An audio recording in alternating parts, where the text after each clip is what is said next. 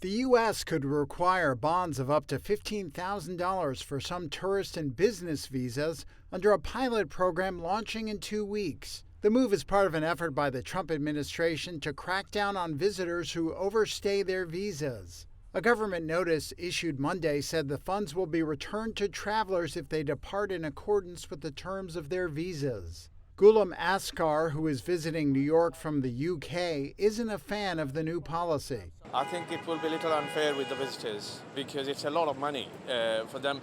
Because normally I think when you come here, you spend, if you are here for 10, 15 days, you will spend maybe 4,000 or 5,000 US dollars. But if it's another 15 grand on top, it's just a lot. The program gives U.S. consular officers the discretion to impose bonds on visitors from countries with high rates of visa overstays, according to a Federal Register notice. It also said bonds could also be applied to people coming from countries where screening and vetting information is deemed insufficient. Jeff Freeman, who heads the U.S. Travel Association, says he is concerned the policy will serve as a deterrent for people considering visiting the U.S. I'm not worried about keeping out the traveler who would overstay their visa. I'm worried about keeping out the millions of people who want to come to the United States, spend their money, and go home and tell their friends and family to do the same thing. If we lose those travelers, if those travelers choose to go to other markets, our travel trade deficit will grow, our small businesses will suffer, and the U.S. economy will take a hit.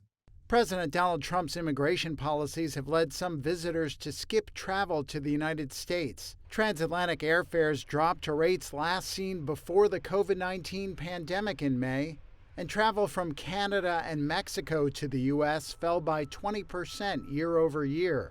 The new visa program goes into effect later this month and will last for about a year. The travel industry is already grappling with a provision in a sweeping spending package passed in the Republican-controlled U.S. Congress in July. It created a $250 visa integrity fee for anyone approved for a non-immigrant visa that could potentially be reimbursable for those who comply with visa rules. We think this fee could have a substantial deterrent on people choosing to come to the United States.